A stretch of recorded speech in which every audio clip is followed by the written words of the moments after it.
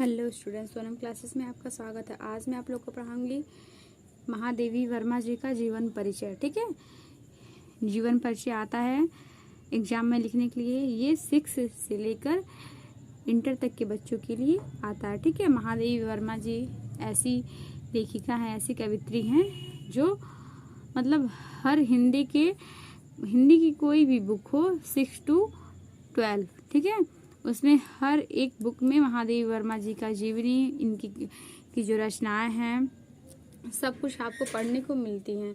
तो आज हम लोग इनका जीवन परिचय पढ़ेंगे। इनके जीवन परिचय कैसा है, किस तरह से है, इन्होंने क्या पढ़ा है, क्या रचना किया है इनके, ठीक है, ये सारी चीज़ें इनका पढ़ेंगे। तो चलिए लिखते हैं इनका जीवन परिचय।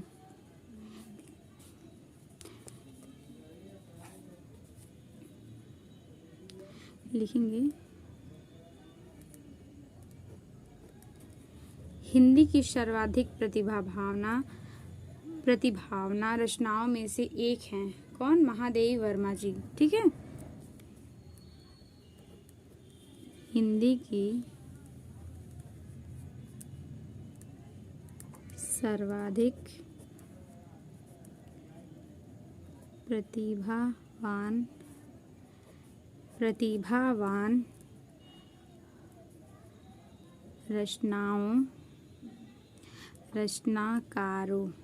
रचनाकारों में से एक महादेवी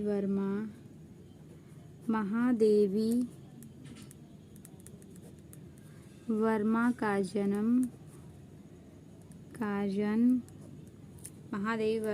जन्म इनका जन्म कब हुआ था, इसे हम लोग हाईलाइट करके लिखेंगे ताकि जो एग्जामिनर होते हैं, जो हमारी कॉपी चेक करते हैं, उनको मतलब ये पूरा नहीं पढ़ते हैं, जो मेन हेडिंग होती है वो पढ़ लेते हैं। ठीक है, तो इनके जो जन्म है और जो भी मेन चीज़ें होंगी उसको हम क्या करेंगे, डार्क कर देंगे, डार्क से लिखेंगे।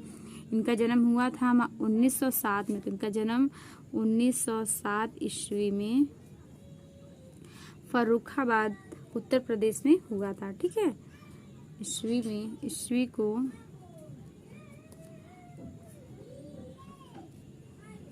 फर्रुखाबाद उत्तर प्रदेश में हुआ था। ये हो गया एक लाइन कंप्लीट। ठीक है, अब हम सेकंड लाइन में लिखेंगे इनके पिता का नाम। लिखेंगे इनके पिता का नाम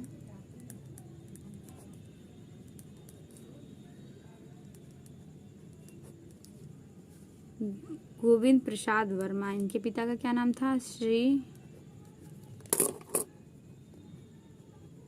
गोविंद प्रसाद वर्मा तथा माता का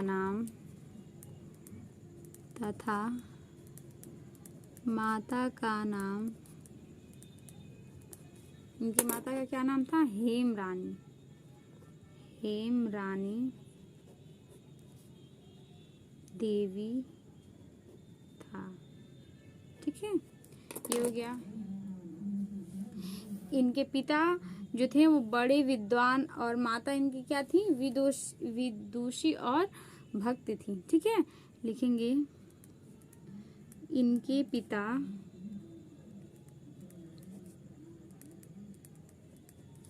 बड़े विद्वान थे।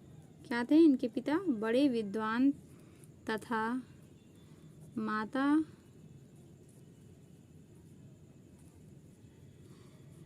विदुषी थी। ठीक है, विदुषी और भक्त थी। ठीक है, ये हो गया। अब लिखेंगे इनकी शिक्षा कहाँ पर हुई थी। ठीक है, तो लिखेंगे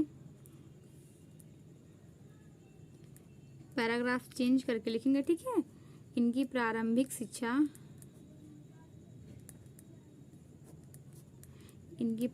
शिक्षा जो है वो इंदौर में हुई थी। कहाँ हुई थी? इंदौर में। इंदौर। इससे हमने ब्लैक पेन से नहीं लिखा है, इसको ऐसे हाईलाइट कर देंगे। इनकी प्रारंभिक शिक्षा कहाँ हुई थी? इंदौर में। ठीक है, इनकी प्रारंभिक शिक्षा इंदौर में हुई थी। इंदौर में हुई थी। ठीक,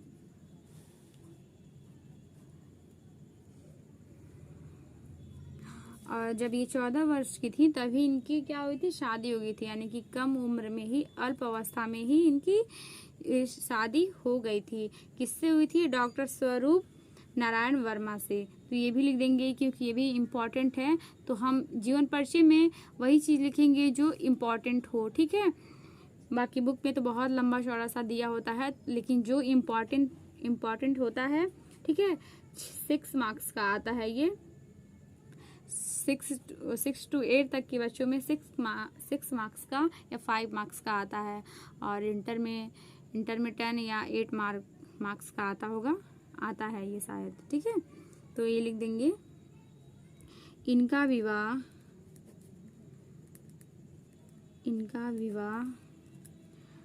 डॉक्टर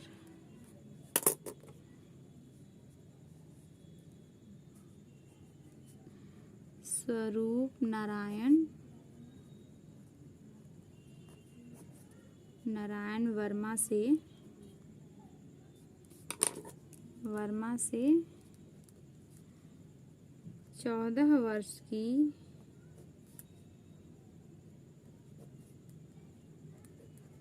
अल्पायु में हुआ। ठीक है,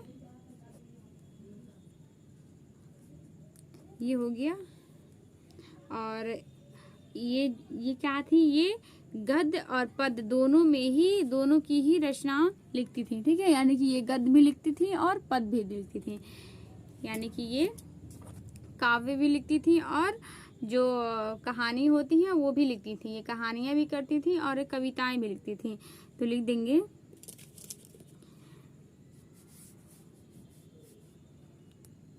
इन्होंने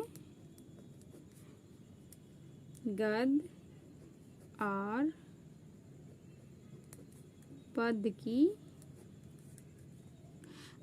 पद दोनों में सुंदर रचनाएं की हैं। ठीक है, ये गद्य भी लिखती थी और पद भी लिखती थी। गद्य यानी जो कहानी होता है वो गद्य होता है, और पद यानी जो कविता होता है उसे पद बोलते हैं। ठीक है, तो ये क्या करती थी? कहानी और कविता दोनों लिखती थी। अब देखते हैं कि इनकी रचनाएं कौन कौन सी हैं। ये कौन कौन सी रचनाएं, कौन कौन सी कहानियां लिखी हैं वो हम लोग देखेंगे। ठीक है, तो चलिए ये वाला देखते हैं हम लोग, इसकी कहानी और रचना क्या क्या है।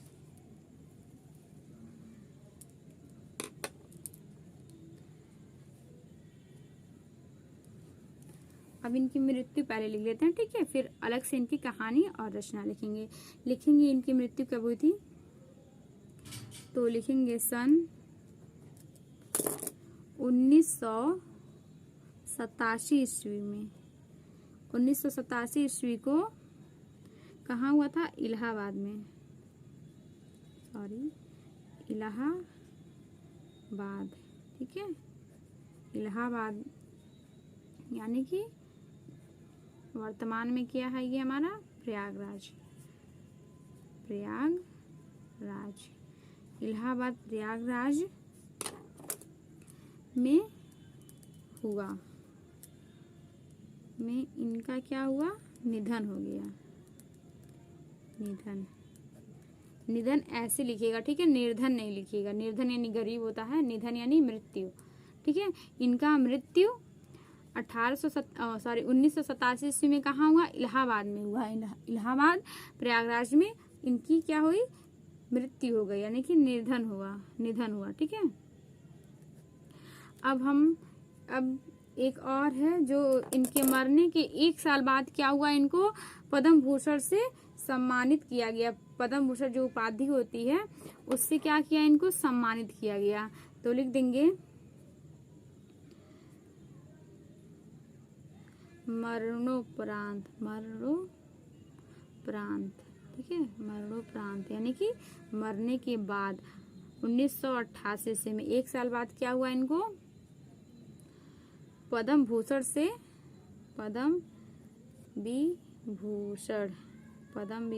से क्या हुआ, इनको सम्मानित किया गया की उपाधि, इसे सम्मानित किया गया।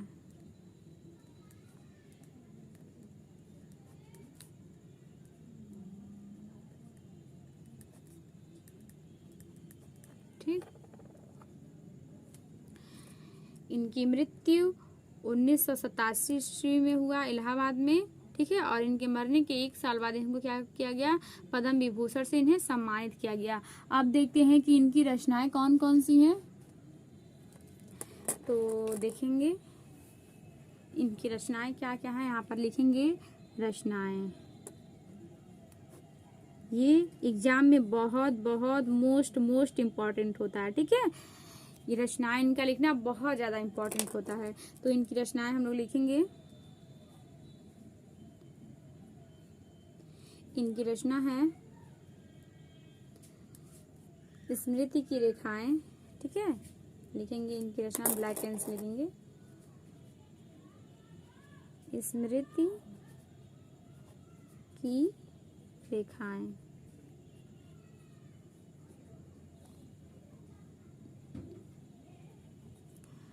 और अतीत के चलचित्र, अतीत के चलचित्र, ठीक है। अतीत के चलचित्र और इनका पथ के साथी,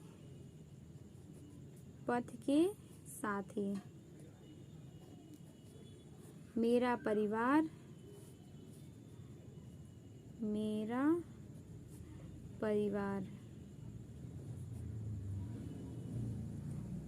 और भी इनकी बहुत सारी रचनाएं हैं।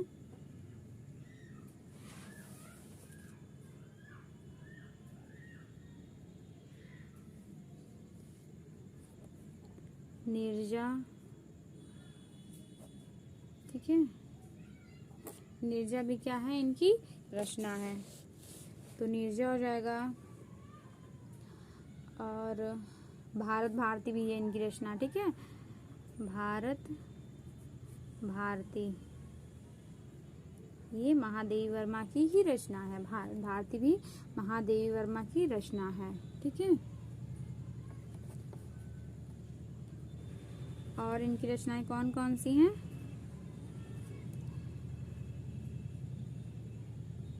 रश्मि है, नीरजा है, शांति, दीपशिखा, यामा, ठीक है। और भी हम लिख सकते हैं, लिखेंगे यहाँ पे नीरजा, लिखे हैं हम, नीरजा लिख चुके हैं। और लिखेंगे दीपशिखा,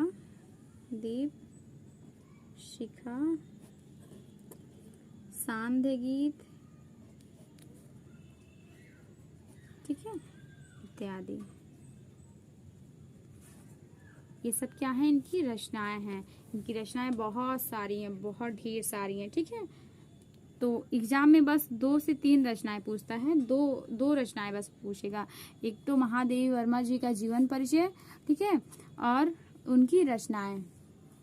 ये रचनाएं में 2 रचनाएं लिखने होता है, 2 या 3 रचनाएं, ठीक है। तो ये हमारा महादेवी वर्मा जी का जीवन परिचय है। जो मेन इम्पोर्टेंट होता है वही लिखा जाता है, ठीक है। तो इतना बड़ा आपको लिखना है एग्जाम में, इतना बड़ा ही लिखना, कम से कम, ठीक है। मिनिमम इतना लिखना होगा। तो आप लोग देख लीजिए, इसको कॉपी में नोट कर लीजिएगा और इसको याद कर लीजिएगा। ये सब आते हैं एग्जाम में, इम्पोर्टेंट होता है, वेरी वेरी इम्पोर्टेंट, ठीक है।